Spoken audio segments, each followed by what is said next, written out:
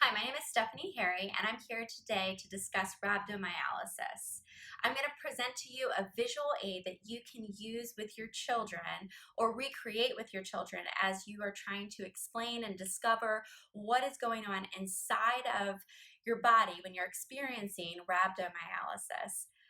Full disclosure, I am not a clinician. I am a fatty acid oxidation parent who seeks to find fun and creative ways to talk with her child about what is going on inside of his body.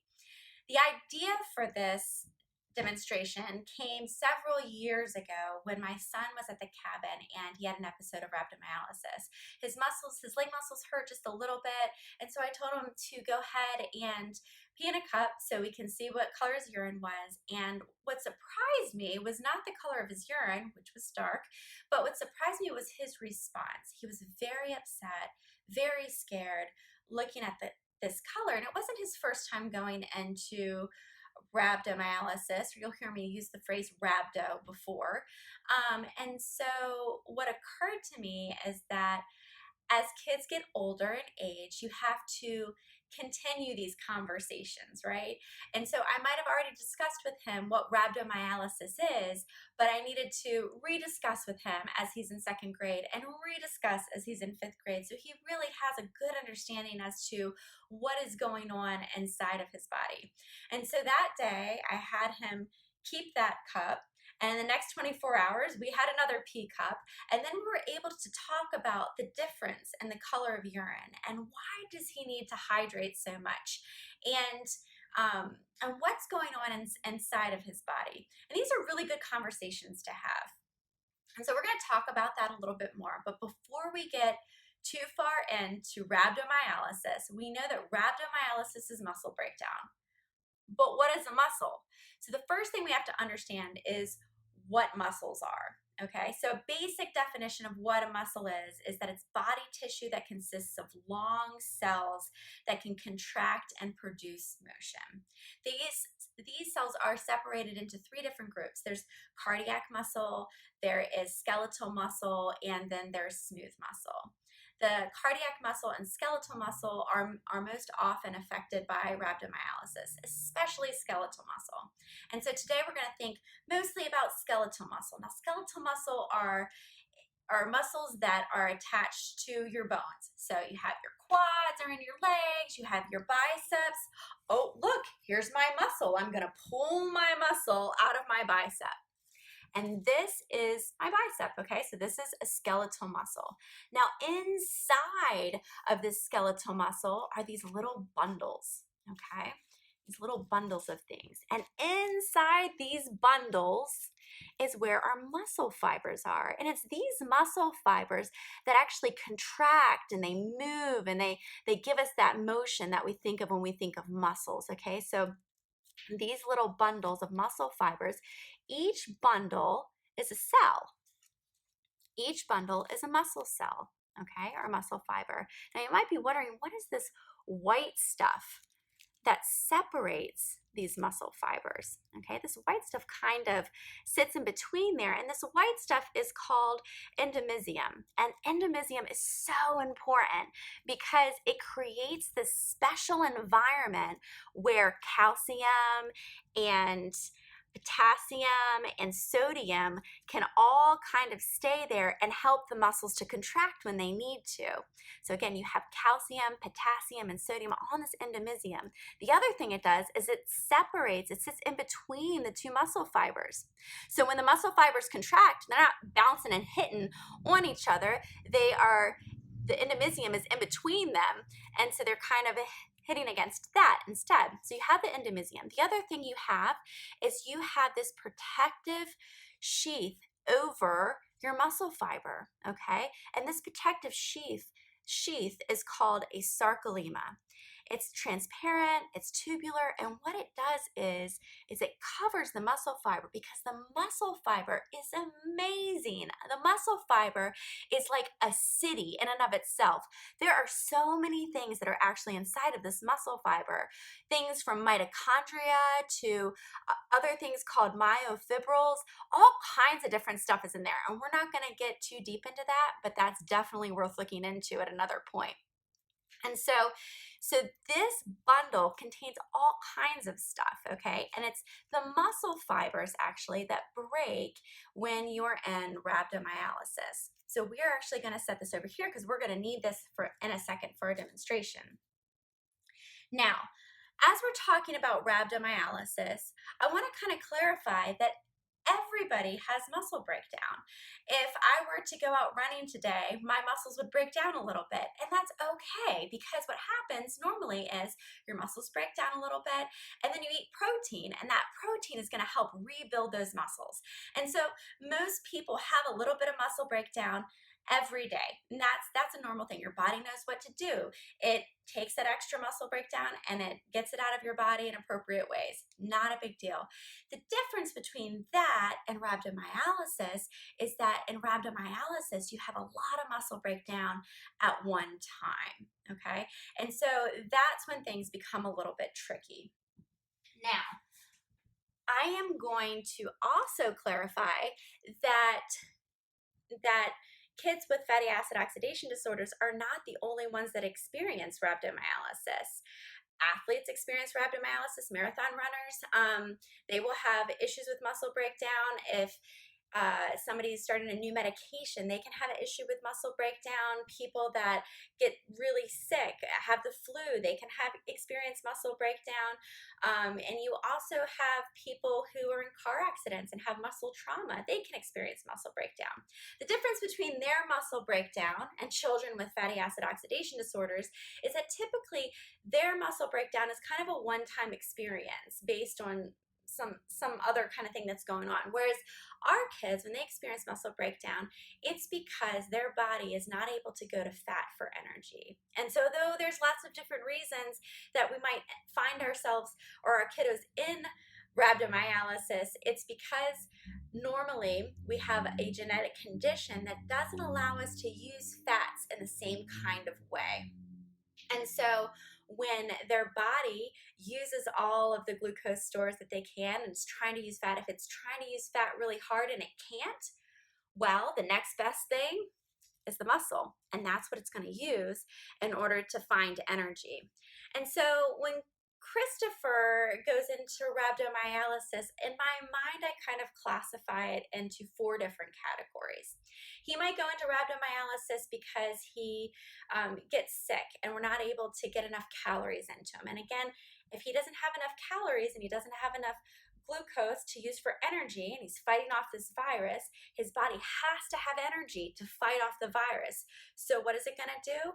It's going to go to the next best source. It's not using the fat very well, so it's going to go to the muscle, and he can end up with rhabdo. Another reason kids can end up in rhabdo with fatty acid oxidation disorders is that they are running and exercising. Christopher loves to play basketball and loves to play football with his dad. And we have to make sure that when he's doing those things that he fuels up, has enough calories before he goes out and plays, and also while he's playing that he has enough calories, and then after he comes back that he also is fueled up to make sure that his body, as it's using all this energy, always has a resource to go to.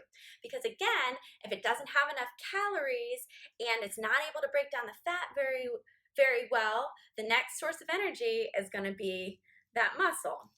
So you have issues where they can get sick. You have issues when they're exercising. The other issue can be the environment.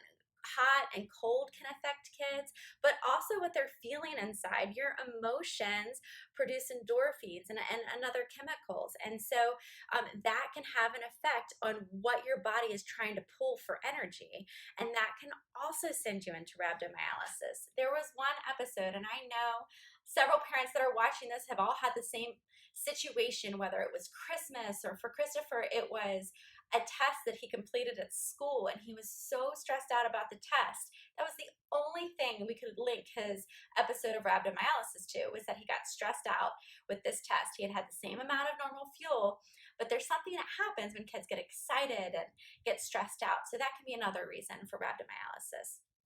The last classification that I give in my mind is what we call the perfect storm. And that's what happened that day at the cabin. Christopher wasn't sick. He had had his normal amount of food, but he was super excited because he was at the cabin and maybe he was hitting a growth spurt.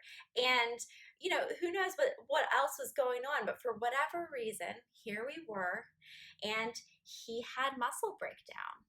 And so as we're doing this experiment, okay, I want you, when you look at these cuts that I'm going to bring out, I want you to think of this as the bladder. And this is your kidneys. Because although rhabdomyolysis is not a great thing to experience, and I'm sure your kiddos can attest to that, our bodies are awesome because they know what to do when you have muscle breakdown, okay? So again, this represents your bladder and this represents your kidneys, and we are going to see what happens when we have an episode of rhabdomyolysis. Now, we've had a fantastical day. You know, we're out, we're running around. We thought we fueled really well, but it was super exciting. And my body used up all of that glucose, all of those carbs.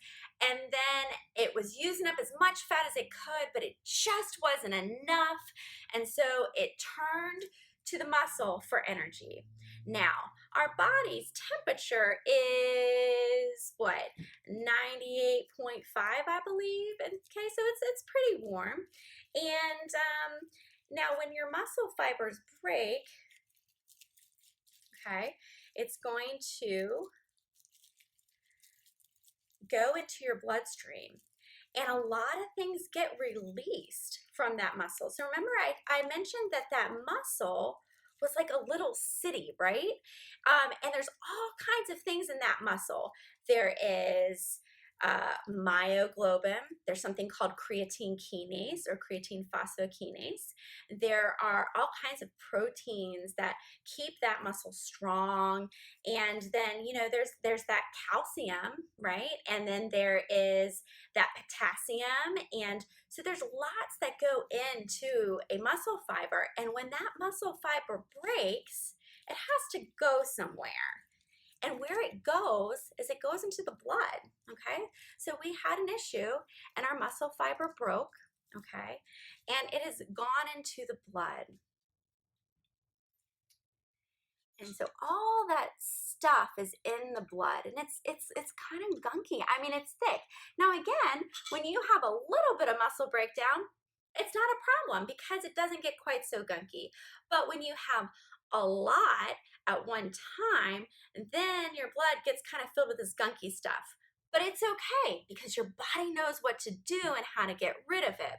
Now, this gunky stuff is hard on a couple different things. It's not just hard on your kidneys, which it is, but it's also hard on actually your capillaries.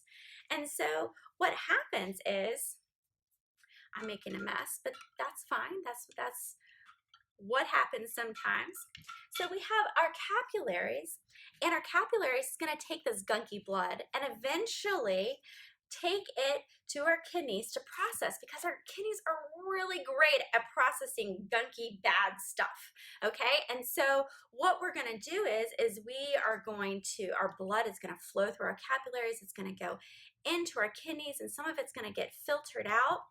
Now, again, our capillaries it doesn't like all that gunk. And so sometimes what happens, and you might not be able to really see this on the video, but I'm going to show you up close. So all this stuff is trying to get in through the kidneys, and it's getting into our bladder, okay?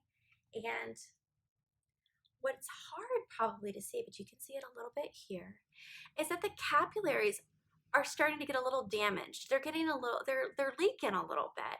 And so when you have an issue where your body goes into rhabdomyolysis and your muscles are breaking down, the first thing the doctor is going to do is try to figure out why, okay? Are you not getting enough calories? Well, we're going to give you calories, and that might happen through an IV, or it might be orally if you're not throwing up, or do we need to sit down? So once they figure out the why and they try to deal with that, then they're going to start overhydrating you. They're going to flush those kidneys out, okay? And the reason that they're doing that is twofold. One reason that they're doing it is because when that icky stuff goes through your capillaries, they can kind of leak a little bit. And so you can end up in what's called functional dehydration. And so you kind of need to make sure that you're staying hydrated well enough, because your capillaries are leaking a little bit and fluid's going other places. But the other reason that they have to make sure they're on top of the hydration, is because all of that gunk that was in your blood, is kind of stuck a little bit on your kidneys. And so they have to hydrate to push that fluid through. Now, hopefully when you go into rhabdo, your pee is not this dark. I know some of you guys have had pee this dark.